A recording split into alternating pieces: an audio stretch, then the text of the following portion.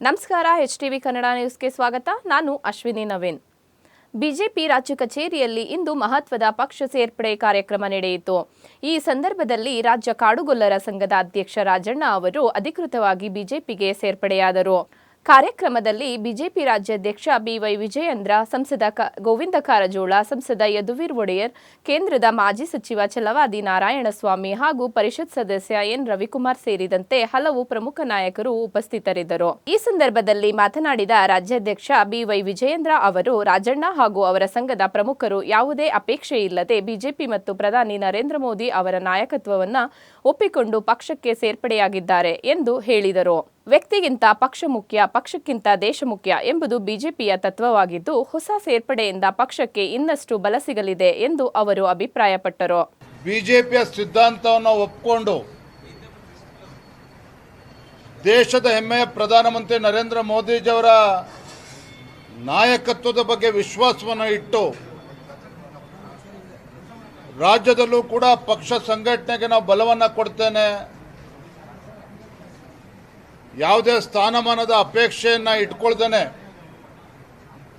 ನಾನು ಪ್ರಾಮಾಣಿಕವಾಗಿ ಸಂಘಟನೆ ಜೊತೆಲಿ ಇರ್ತೇನೆ, ಬಿಜೆಪಿ ಜೊತೆಲಿ ಇರ್ತೇನೆ ಅಂತೇಳಿ ಇವತ್ತು ರಾಜಣ್ಣ ಅವರು ತಮ್ಮ ಅಪಾರವಾಗಿರ್ತಕ್ಕಂಥ ಬೆಂಬಲಿಗರೊಂದಿಗೆ ರಾಜ್ಯದ ಬೇರೆ ಬೇರೆ ಜಿಲ್ಲೆಗಳಿಂದ ಸಮಾಜದ ಅಧ್ಯಕ್ಷರು,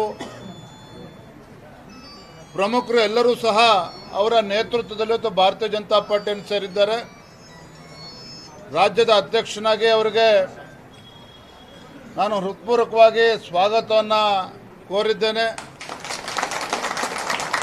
ಪಕ್ಷ ಅವರಿಗೆಲ್ಲ ಗೌರವನ ನೀಡಿ ಅವರ ಸಂಘಟನಾ ಶಕ್ತಿಯನ್ನು ನಮ್ಮ ಪಕ್ಷದ ಸಂಘಟನೆನ ಬಲಪಡಿಸ್ತಕ್ಕಂಥ ನಿಟ್ಟಿನಲ್ಲಿ ಜೋಡಿಸ್ಕೊಳ್ತೇನೆ ಅನ್ನೋ ಮಾತನ್ನು ಕೂಡ ಅವ್ರಿಗೆ ಹೇಳಿದ್ದೇನೆ. ನಮಗೆ ತುಂಬ ಸಂತೋಷ ಆಗಿದೆ.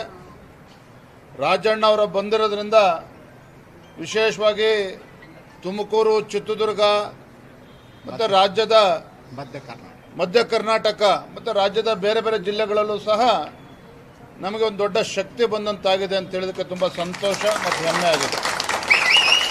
ಇನ್ನು ಸಂಸದ ಗೋವಿಂದ ಕಾರಜೋಳ ಅವರು ಮಾತನಾಡಿ, ರಾಜಣ್ಣ ಅವರ ಬಿಜೆಪಿ ಸೇರ್ಪಡೆ ಐತಿಹಾಸಿಕ ನಿರ್ಧಾರವಾಗಿದೆ ಎಂದು ಹೇಳಿದರು. ಹಿಂದುಳಿದ ವರ್ಗದ ಹಲವು ಸಮುದಾಯಗಳು ಪ್ರಧಾನಿ ಮೋದಿ ಅವರ ನಾಯಕತ್ವವನ್ನು ಬಲಪಡಿಸಲು ಬಿಜೆಪಿಗೆ ಸೇರುತ್ತಿರುವುದು ಗಮನಾರ್ಹ ಬೆಳವಣಿಗೆ ಎಂದು ಅವರು ತಿಳಿಸಿದರು.